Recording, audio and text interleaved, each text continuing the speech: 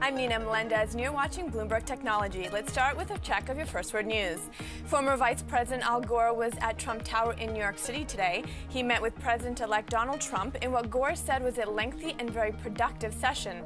Earlier, Gore sat down with Ivanka Trump reportedly to discuss global warming. In 2007, Gore shared a Nobel Peace Prize with the UN International Panel on Climate Change.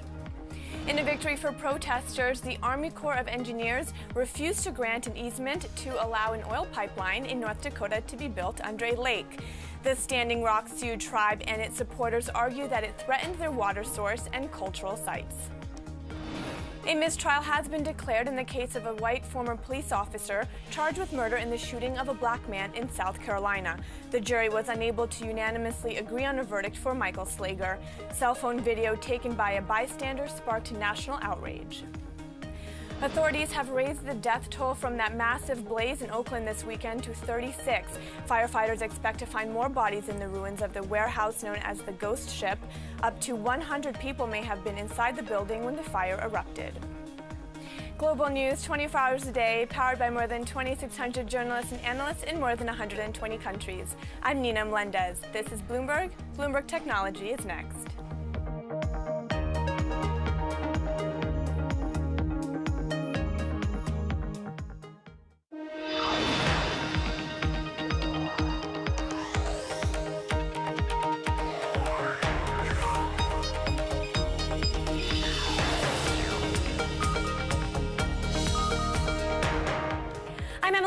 And this is Bloomberg Technology at our new time, 2 p.m. here in San Francisco, 5 p.m. in New York, 6 a.m. in Hong Kong.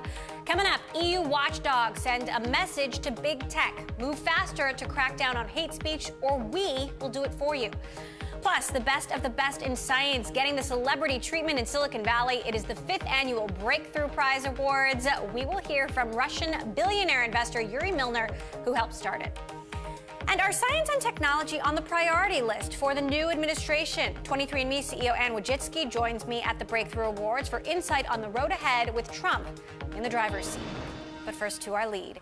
EU regulators are warning U.S. tech giants to act faster against online hate speech or face laws that would force their hand. Remember, Facebook, Twitter, Microsoft, and YouTube banded together 6 months ago by signing a voluntary code of conduct. In it, they said they support EU regulators, quote, in the effort to respond to the challenge of ensuring that online platforms do not offer opportunities for illegal online hate speech to spread virally. They went on to say they'd review the majority of valid notifications for removal of illegal hate speech in less than 24 hours and remove or disable access to such content if necessary. Now, 6 months later, EU regulators say these companies aren't living up to their promise and that only 40% of cases are addressed in less than 24 hours. Joining us now to discuss the problems facing these companies as they try to balance regulation and free speech, Heroic Ventures managing partner Michael Furtick in Palo Alto. Also with us here in the studio all the way from Berlin, Bloomberg's Carolyn Hyde, anchor of The Open, who covers a lot of European technology for us as well. So, Carolyn, I want to start with you.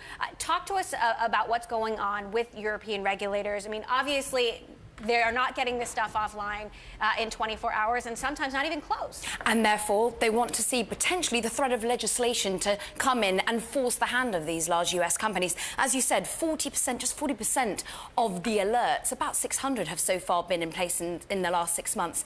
40% of them been tackled in 24 hours. Now, much more are being tackled 80% in 48 hours. So they're saying, look, it's not that you can't do it. You're not putting enough resources behind this. You are billion, trillion-dollar companies. You should be able to put more resources behind this. But it's notable, Emily, no wonder this is being viewed by the EU at the moment. Terror attacks have occurred, of course, we know, notably in France. You've had the refugee crisis. Just in November, Angela Merkel, the leader of Germany herself, said she was thinking, potentially lending support to regulation to reduce hate speech because she feels that's behind this wave of populism that drove the Italian election, the referendum loss. Right. And the numbers are even different there, correct? Exactly. I think that's what's so notable. Not only is the speed slow, but it's also particularly slow in some of the countries that Angela Merkel and EU are most worried about. Italy, get this, just 4% of the alerts about hate speech are tackled within 24 hours. 4% when it's meant to be 100%. In Austria, 11%. Now, over the weekend as well, we saw this is a country that very closely had a notably far-right presidential candidate winning. These are countries that people are very worried about, and they want to see a greater tackle against the hate speech to try and drive back populism that Angela Merkel and the leaders are so worried about. Now, Michael, this is an issue that you've taken on for a good part of your career. You led Reputation.com for a very long time to tackle these very kinds of issues. What do you make of how the EU is handling it versus the United States? It's a good question. Look, first of all, this topic is very hard for American viewers and American business people to understand because we have a very expansive understanding of what the First Amendment or free speech means in the United States. That's not the case in Europe. It's important for you to understand as viewers that it's not the case in Europe. In Europe, in fact, speech is not perfectly protected, including political speech, including inciting speech, including hate speech. So there's a long history of very radical violence in Europe that has been met with legislation, constitutional changes over the decades that create a situation that's different from the American situation. So that's the first thing to understand. So this question is normal in Europe. The second thing is Europe is very serious about it. There are two basic axes of problem or difference that these companies are facing. First of all, they're not responding fast enough according to the EU regulators, but also secondly, the EU wants them to take a more expansive view of what constitutes inciting or what constitutes hate speech. They don't think these companies are taking it seriously. And now in America, these topics are coming up more and more. We see the impact of the spread of fake news, which is a kind of inciting here in America. We know now that the Russians were spreading fake news in the United States to affect the election. Maybe they did. We now know even that General Flynn, one of Donald Trump's nominees, spread and respread some very, very fake and vitriolic news that was obviously fake about the Clinton campaign, about pedophilia. So this is a real live and present question. From a business perspective, there's an important item here. Facebook, for example, which is an amazing company led by amazing people, is in a very unusual position. On the one hand, they have to say with a straight face, look, hate speech and the spread of fake news doesn't really impact our viewers because our viewers and our audience don't really take that stuff seriously when they read it. At the same time, they have to say, hey, look, we're the best advertising platform in the world, and our audience and our participants take the stuff that they see on our pages so seriously that they will buy stuff when they see your advertisements if you're a large corporate advertising on our platform. So it's a very, very delicate situation. Now, one other thing that's so important, there's a law that protects copyright. Yeah. Go ahead. Hang on. What do you think Facebook should do? I mean, should Facebook be behaving more like a media company than a technology company? Should Facebook be taking greater responsibility for monitoring or moderating fake or inaccurate news? I think that's a very good question. Maybe the answer is yes, but there's another thing in technology here that might actually point the way. So the law in the United States actually gives deep protection to copyright. So if Facebook or YouTube or Microsoft or Twitter receives notice that the photograph that is being shared is under copyright of an owner and the owner does not want it distributed or shared in a way that violates his or her copyright, well, all of a sudden those companies have to take very swift action to remove or otherwise segregate those copyrighted materials. As a result, what has been born is a series of technology solutions that allow them to limit the impact and distribution of those copyrighted materials that once they're on notice. The same thing has never really happened with speech or hurtful speech or even sort of emotionally violent speech. A video, for example, of a little kid being beat up online. There's no law that requires one of these pages to remove it if they're put on notice. And so they've never actually had to develop technology. So I think there's a technology solution here. Whether or not it's a media company or a platform company, I do think technology can solve some of these problems, whether it's Europe or America. And I have confidence they can if they want to. If they decide they want to, they will. Clearly something you're very passionate about, Michael. Carolyn, I'm so curious what you've been hearing from investors, CEOs in Europe about the election of Donald Trump and what the reaction has been overseas. It was shock. It was awe initially. They couldn't believe it. In the same way that Brexit took everyone within Europe by surprise, over the United States it took us by surprise as well. But notably, we are starting to see perhaps that calm down. We're hearing actually big telecoms giants, big advertorial companies, WPP, for example, saying actually by bringing US dollars home, repatriation. That might make the US economy better, more advertising to come. Maybe telecoms companies, Altice, big French player, they're saying maybe there's more consolidation, more business friendly. So a little bit more cautious optimism.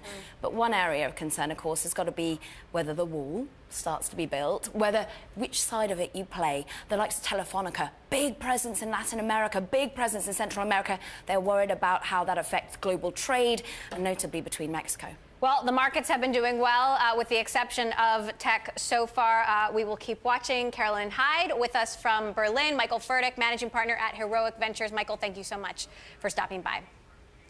Coming up, Silicon Valley leaders host the 5th annual Breakthrough Prize, honoring the top minds in science. I caught up with Yuri Milner, billionaire Facebook investor and founder of DST Global. This is Bloomberg.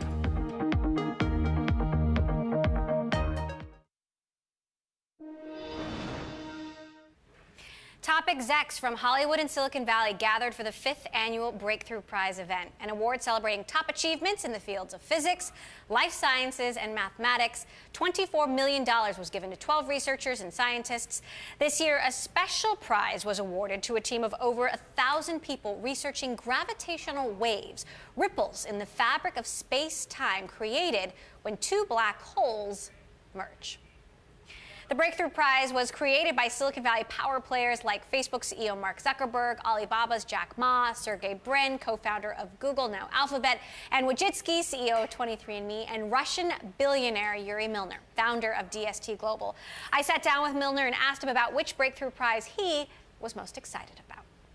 Well, the special prize this year went to the collaboration of 1,000 people for the discovery of gravitational waves. And these waves come to us from two black holes that collided 1 billion years ago. And it's incredible that we developed technology to be able to detect this. And this verifies the prediction that was made by Albert Einstein 100 years ago. You're very fascinated with space and what's happening in the universe. You also launched Breakthrough Listen, a $100 million project to find extraterrestrial life. What progress have you made so far? Do you think this is something we'll find in our lifetimes? Well, I think we have decent chance. And the reason is that there are 20 billion planets like ours in our galaxy, which is called Milky Way, and this 20 billion should be multiplied by 2 trillion, which is the number of galaxies in the universe. So the chances that all these opportunities only created one civilization are pretty minimal. So I think eventually we will find out that somebody is out there, and maybe they are 1 billion years ahead of us, and then it will really be exciting. Now, you travel around the world. 40% of your investments are in China, for example. Talk to me a little bit about, are you concerned that this kind of innovation, funding for this kind of innovation and technological breakthrough might suffer under the new U.S. administration? Well, it's very early days, but I think what is happening is a amazing global macro trend, which is really empowering all of us with technology and software. In the last 10 years, there were $2 trillion worth of value created around the world, 2/3 in the US, 25% in China, and then the rest in the rest of the world.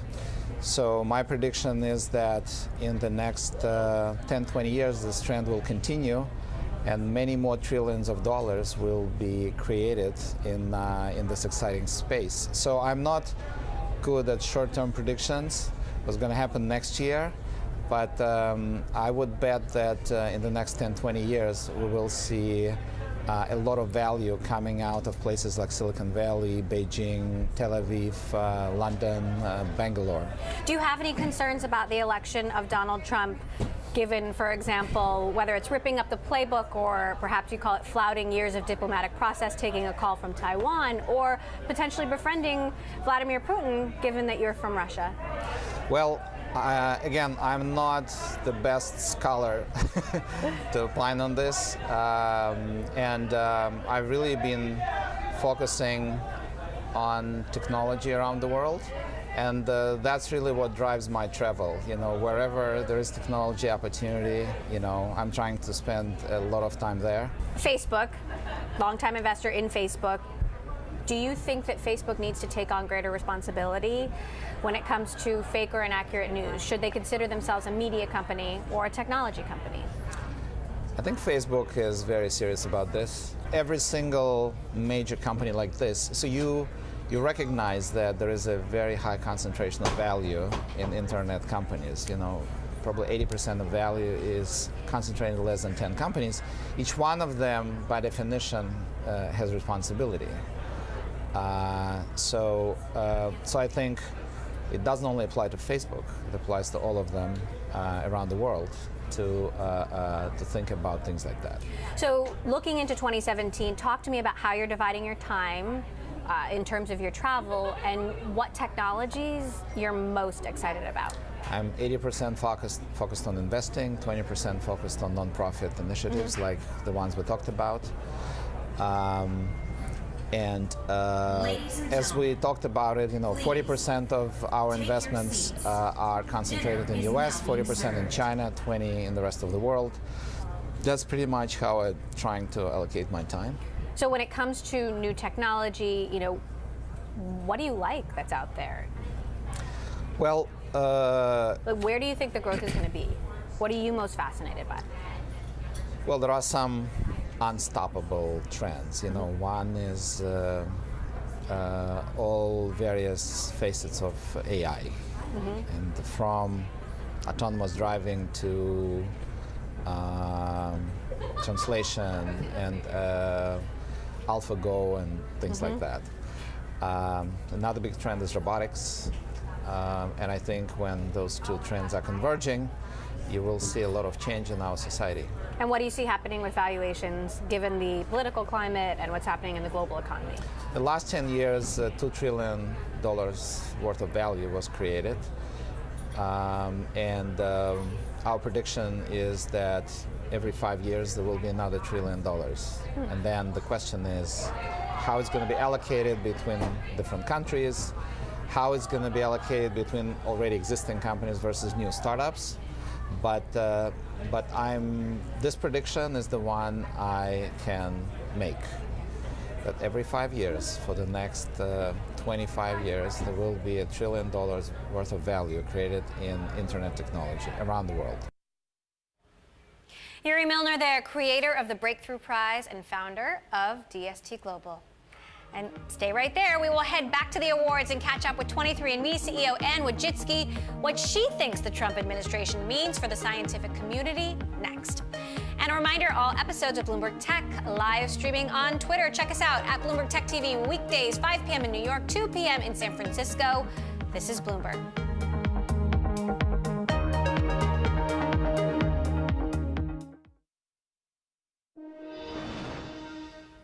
The 5th annual Breakthrough Prize was held Sunday. I sat down with Anne Wojcicki, CEO of 23andMe, who also teamed up to help create the foundation. Wojcicki and I covered everything from her company's growth to the prioritization of science and technology under President-elect Trump. We started on the prize and her aims behind the ceremony. Take a listen. For me, the goal of this was like make scientists celebrities the way other people are celebrities. Like Zuckerberg and Sergey, obviously, like they can create a company and they're scientists and they can create a company and it has huge financial rewards. And, you know, Michael Jordan and sports athletes and celebrities, like they're all known. And my goal was like, how do you actually make scientists part of the pop culture? Do you have any concerns that a Trump administration won't prioritize this kind of research, this kind of funding, this kind of innovation? For sure. I think it's definitely a concern that science is not going to be as prioritized, but I'm hopeful that by things like Breakthrough Prize and more efforts to educate the youth, that it doesn't matter what the government is actually saying as much, because I think that you'll instill this, you'll inspire individuals to actually start learning about and getting involved. And I think in some ways like that's where government matters, but it doesn't matter. Like there's no government policy about basketball, but clearly we're all pretty into basketball. And my goal is to make it almost independent, get people to look around the world and feel so inspired and so excited that they're always asking questions and learning about it. What are your broader concerns and reflections on the election, given the industry that you work in, given that, we were this close to seeing a woman in the White House? To be honest, I'm wait and see. I love to actually be able to judge once things are happening, and I'm eagerly waiting to see actually who's going to be FDA commissioner, and I now see who's HHS, and I'm excited about the idea of potentially, more freedoms, obviously, but obviously want to keep supporting the fact that science is incredibly important, and that without a scientific, fact-based world that we're living in, then I have concerns. What about some of the potentials, whether it's unwinding the Affordable Care Act or not hiking drug prices as much as previous? So I'm waiting to, so I think there's all kinds of ways to spin in terms of worries. I think without a doubt, the benefit of Affordable Care Act is that there are millions of Americans who are saying, wow, it's great to have health care. And I think without a doubt, it will be hard. People want to have those benefits. People want to actually feel empowered to actually take charge of their health. So I'm completely open-minded to alternative ways of looking at it. I'm a Kaiser baby. I've always been a huge fan of Kaiser. I would love to see Kaiser take over everything. But I think that I'm open-minded, eager to see what's going to happen. But I know that once those people have gotten actually their health care, it's going to be hard to take it away from them. So give us an update on 23andMe. You're now selling genetic data in addition to charging consumers to give them that data. How do you see? Well, we never sell genetic data. We've always done research projects, and so it's one of the things that I am, without a doubt, the most exciting thing for me. I love that consumers are stepping forward and saying they want their genetic information, but almost more than that, I absolutely love how well we can make discoveries from this research database. And I get people who have had sarcoma or have migraines or have some kind of chronic ailment, and they're saying, just help us understand why this has happened to us. And the fact that we are actually able to so effectively leverage all of our customers who've come together, answer questions, and make really meaningful discoveries gives me actually a huge optimism about what we're going to be able to do in the future and how quickly we're going to be able to make meaningful discoveries. And how about the drug discovery part of the research that you've been doing? Can you give us an update on that? And any diseases you're honing in on? Being in a science event, you shouldn't be that excited. But it's one of the things that almost keeps me up at night because I'm so excited. I'm so proud of my science team at how well the system works. And we are making discoveries. And we have Richard Scheller, who's running our therapeutics unit, who came from Genentech, and we have a number of compounds in development. We have new labs going up in South San Francisco. So I'm enthused and incredibly inspired that the database of information will potentially yield novel therapeutics, and I'm hoping to prove out the fact that we can do it faster and more efficient than other pharmaceutical companies because we're starting with a human genetic database. That was Anne Wojcicki, 23andMe CEO from the Breakthrough Awards in California. One stock we are watching, Pandora, shares edged higher again Monday after shooting up by more than 16% Friday. This after reports that SiriusXM had recently approached Pandora's board with interest in taking over the company. In a note, Monness Crespi Hart analyst James Chakmak suggested that a takeover by Amazon might make more sense for Pandora because of integration possibilities with smart speaker Echo. Coming up, we get a Silicon Valley investor's take on Trump's pick for Secretary of Defense and the future of cybersecurity. This is Bloomberg. I'm Nina Melendez, and you're watching Bloomberg Technology. Let's begin with a check of your first word news. Italy's president has asked Premier Matteo Renzi to put his resignation on hold pending budget approval by Parliament. Renzi announced he was quitting after voters overwhelmingly rejected a referendum to push through constitutional reforms. In France, Prime Minister Manuel Valls will run for president in next year's election. He faces off with the other contenders in the Socialist primary next month. He plans to resign tomorrow to focus on his presidential bid. Chancellor Angela Merkel's Christian Democratic Union will toughen its stance on immigration as Germany's ruling party sets the stage for her fourth-term campaign. Merkel wants to position the party as a stronghold for stability as populists gain ground in Germany and Europe. The amended language will be debated tomorrow. And Ash Carter's final trip across Asia as Pentagon chief shines a spotlight on issues and unfinished business to be inherited by his successor. Topping the agenda, concerned by U.S. allies Japan and South Korea over paying more for military protection, as well as worries about North Korea's nuclear ambitions. President-elect Trump has picked retired General James Mattis to succeed Carter. If he's approved, he'll also have to navigate floundering relations with the Philippines and Beijing's claims over the South China Sea. Global news 24 hours a day, powered by more than 2,600 journalists and analysts in more than 120 countries. I'm Nina Melendez. This is Bloomberg. It's just after 5:30 p.m. Monday here in New York, 9:30 Tuesday morning in Sydney. I'm joined by Bloomberg's Paul Allen with a look at the markets. Paul, good morning. Good morning, Nina. Let's kick off in New Zealand, the only market open at the moment, and looking quite good, up about 1/3 right now. The NZX shrugging off Monday's surprise resignation of Prime Minister John Key. Also some good news out of New Zealand today, the budget deficit narrowing now to just $93 million in the 4 months to October 31. Elsewhere around the region, we're seeing some positivity on Nikkei futures. Here in Australia, the ASX is expected to open up about 1% when we get underway in a little under 30 minutes' time. Keep an eye on GrainCorp locally today. This is after data shows record wheat harvest is in store in Australia for 2016-17, potentially putting downward pressure on prices. And it might be worth watching shares in ANZ as well. CMC and Bell may be in the works to bid for the online broking unit of ANZ Bank. Aussie dollar will be in focus, of course, though, because it's the Reserve Bank of Australia's final meeting for 2016 today. But 27 of 27 economists expect no change. Australia's cash rate looks set to stay parked at 1.5%. I'm Paul Allen in Sydney. More from Bloomberg Technology next.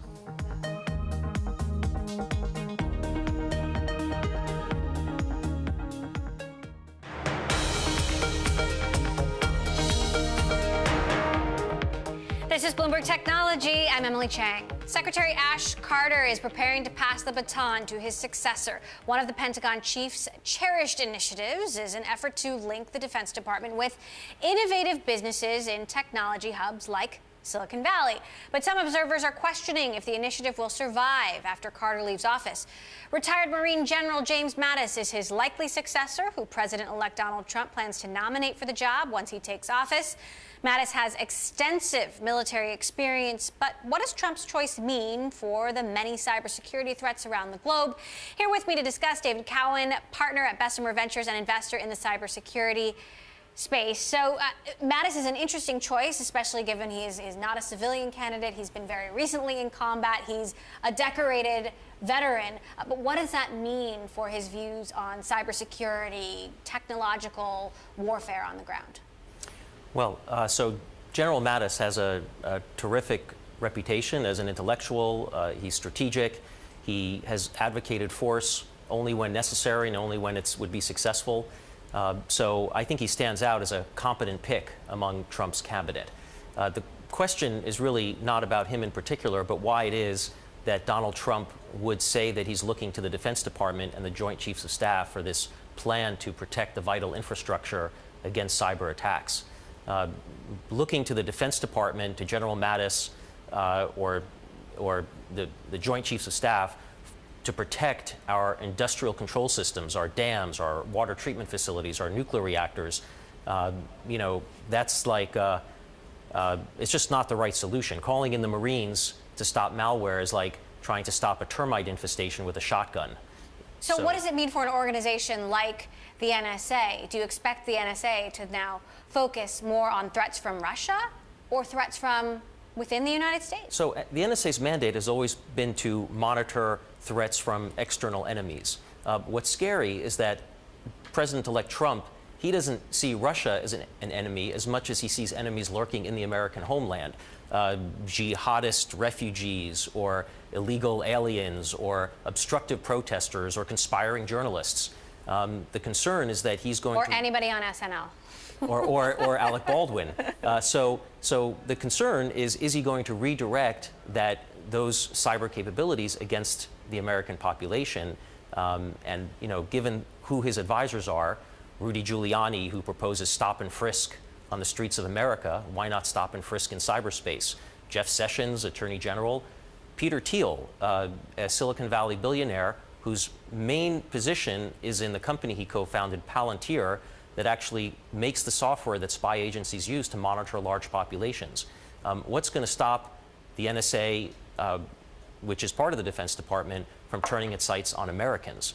And so the concern I have is whether General Mattis will hopefully stop that kind of use of the NSA. But there are other spy agencies in the government that don't report up to him. Now, General Mattis has a very interesting Silicon Valley connection in that he is on the board of the very controversial blood testing company Theranos, and as far as we can tell, he is still on the board as of today. He would have to step down if he becomes Secretary of Defense. And he also, as we understand it, tried to get the military to use Theranos technology unsuccessfully.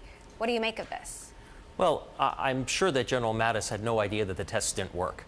But hopefully what he learned from that is that it's a good thing that we have the FDA to set the rules and to apply scrutiny as to what it is that companies are going to sell to the public. When we talk about cybersecurity, this is an area where we actually need those rules. We need these regulatory agencies like the FTC and the CFPB and the FCC and the SEC and the CMS for healthcare and the Federal Energy Regulatory Commission. These agencies are all trying to identify, promote, and enforce cyber standards among companies and among government agencies in order to make cyberspace safer for everybody. I'm hoping that General Mattis will pay more attention to the value that these agencies bring than Theranos has to the FDA. What about privacy, security? What about those issues under President Trump and Mattis at the Pentagon?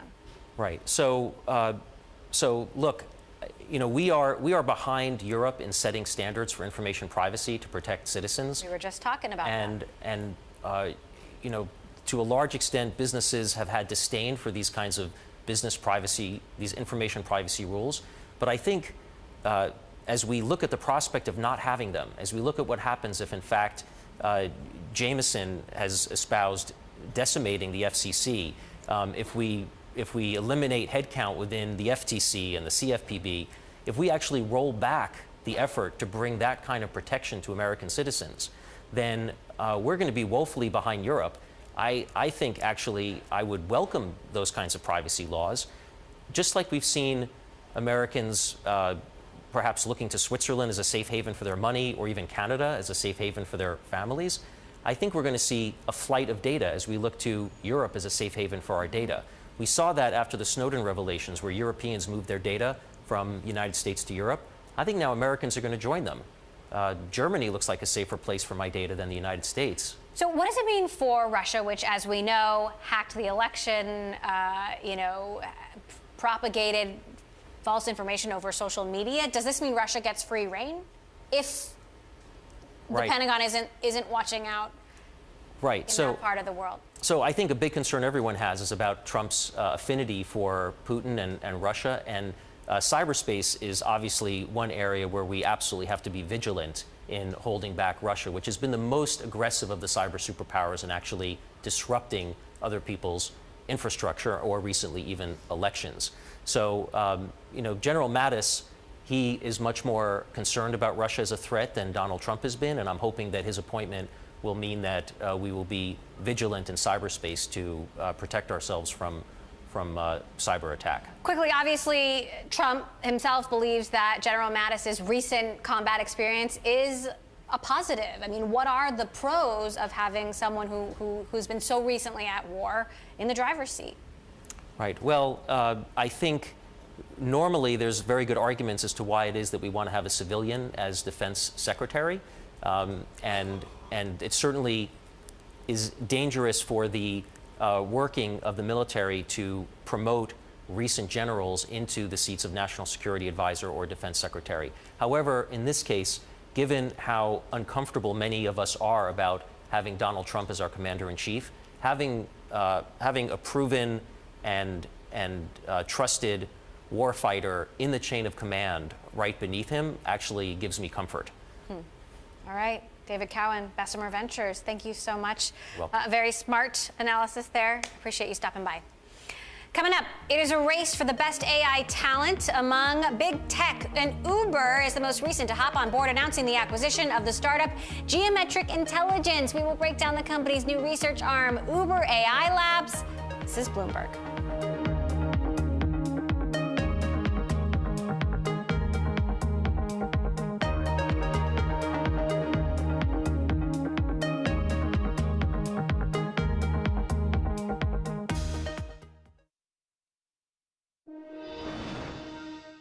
A story we are following: Nissan is moving a step closer towards driverless cars with driverless tow trucks.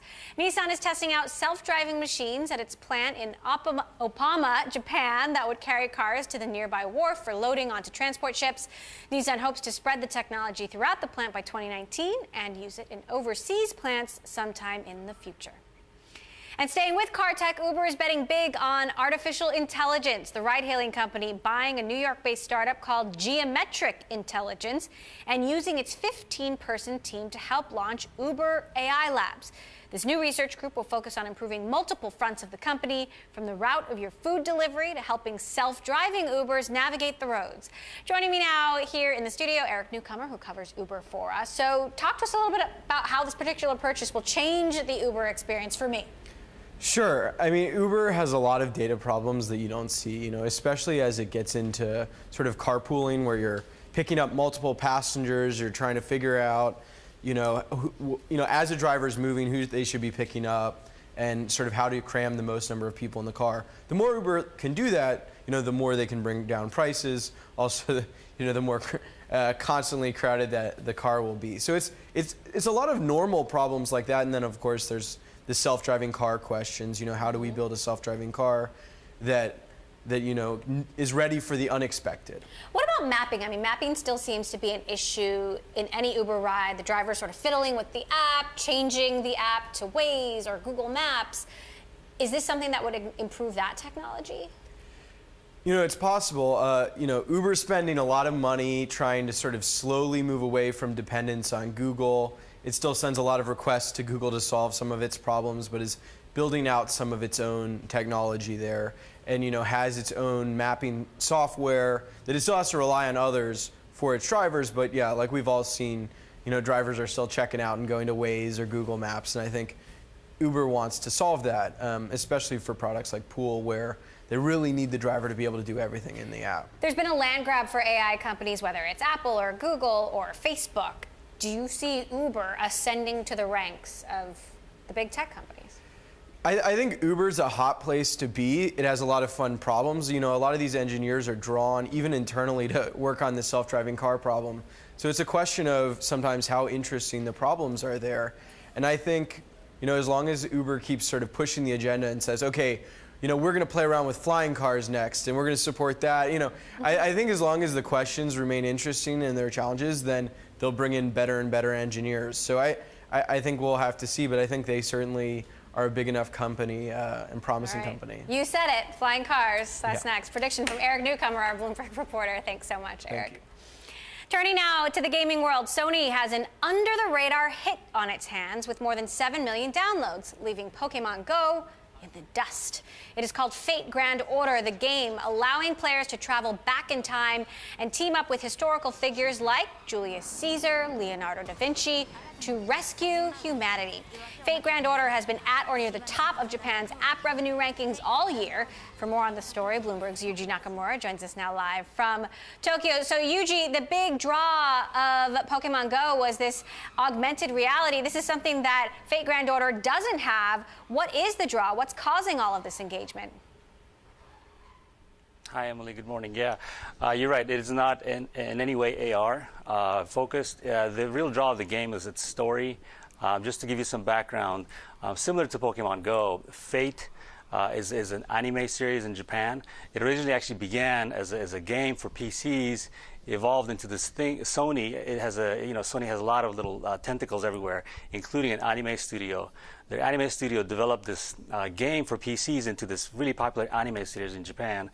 And then 3 years ago, Sony decided that it'll actually make a game based on the anime again, but this time the game will be for smartphones.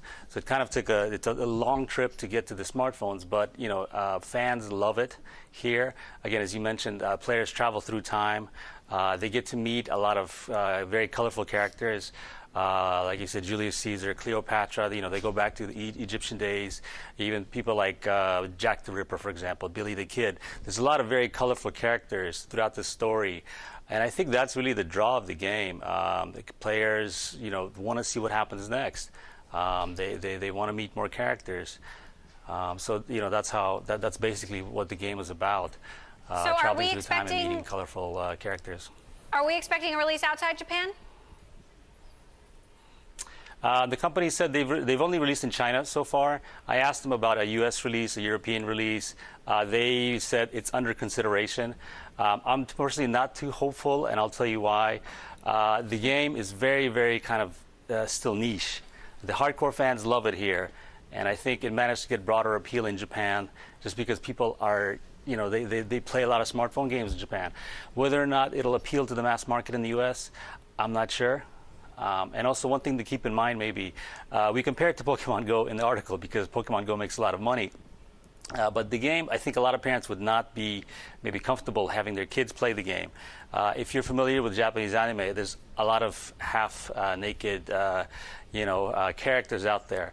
That's also true for this game as well. So, all right. Again, whether or not it has mass appeal or not, we'll see. But. I get it. Bloomberg's Yuji Nakamura live from Tokyo. We'll keep our eye on it.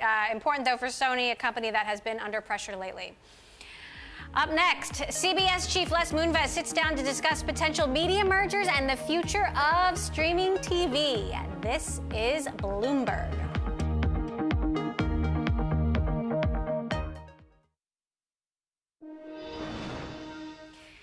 CBS kicked off December by announcing a major streaming deal. Last week, the most-watched U.S. TV network announced it obtained rights to carry NFL games on its CBS All Access streaming service.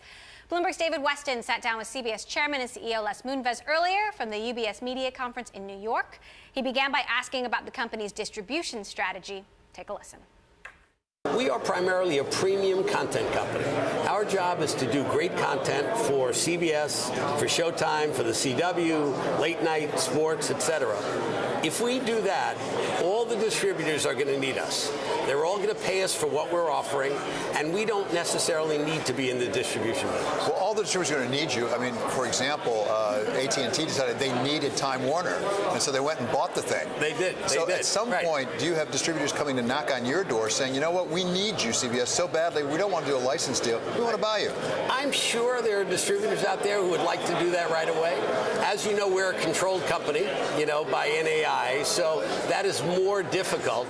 But I could imagine there are plenty of people out there, especially when you see AT&T paying a lot of money for Time Warner, that a company like ours would be very, very valuable in the open market. But have you had any discussions yet? I'm not going to say. By the way, you have discussions with everybody, and they all say very nice things about you. But as you look at the Time Warner AT&T deal, do you have any concerns about it? In the sense that when you have a big distributor like AT&T is, particularly in wireless, they could sort of favor Time Warner content over CBS content. We're looking at it. It was just announced a few weeks ago. We're taking a good, cold, hard look at it to see if it's advantageous to us or not. So we haven't weighed in yet on what we think about it, and we're looking at it. But are you open to the possibility of the regulators coming in to have some rules and regulations, the way they did, by the way, with Comcast's NBCU? Generally speaking, I'm not a fan of regulators. With the FCC going forward, we hope there's a loosening of regulations, and I'd be a proponent of that. So, moving on, let's talk about DirecTV Now. Yep. They've just launched it. Yep. They launched it without CBS. There was a lot of talk about whether CBS needed the internet. They did. You decided to sit it out. Why? Well, number one, we've always said we will join any service as long as we get paid fairly and the conditions that we need are met appropriately. We are in active discussions right now with DirecTV. We have different needs than some of our competitors who own a lot of cable networks. Our centerpiece is a broadcast network. So there are some financial issues, there are some other issues, such as digital issues. I expect us to make a deal with them. I expect us to be part of it. But once again, we demand to be paid fairly and have a fair deal for our content. Talking about retransmission consent, as I say, as you've been a pioneer on, you figured out a way to include the broadcast stations in that. As we move into the over-the-top world, right, can the broadcast stations participate, and could that affect the valuation of your stations, for that matter? I think it's, you know, the great thing about OTT, it's resetting the tables. When we entered the retransmission disputes or negotiations, they already were paying a lot of money to different cable networks, and we were coming in after the party started. Now that there's a brand new party, we're the most watched network. You know, the broadcast networks should be paid more than the cable stations should be, because more eyeballs should mean more pay. So we intend to be on every over-the-top service, but we don't think any of them can exist successfully without CBS, without getting the NFL or Big Bang or NCIS or Stephen Colbert or 60 Minutes, that we are a necessary part of any package. So when distributors go for those content deals, historically, they've wanted an advantage. They're building a new business. The way to get that is to have exclusive content so that their rival distributor doesn't have it. Correct. How often does that come up? Are you willing to give exclusivity? No, that's where a problem comes in. Stacking rights, the ability to get all the shows of a certain season, we only have on All Access. You know, it's not to say if somebody made us a very high offer for that it would be available, but exclusivity is really tough for us. CBS chief Les Moonves there. And I also have a bit of news to share with our viewers, if you haven't noticed already. I am pregnant. My husband and I are very excited to welcome baby number 3 to our family. So I just want to thank everyone on the B-Tech team, everyone on the floor for tactfully hiding my bump. Craig, Mallory, Jared, our director. I'll be here for 2 more weeks, and I'll miss you.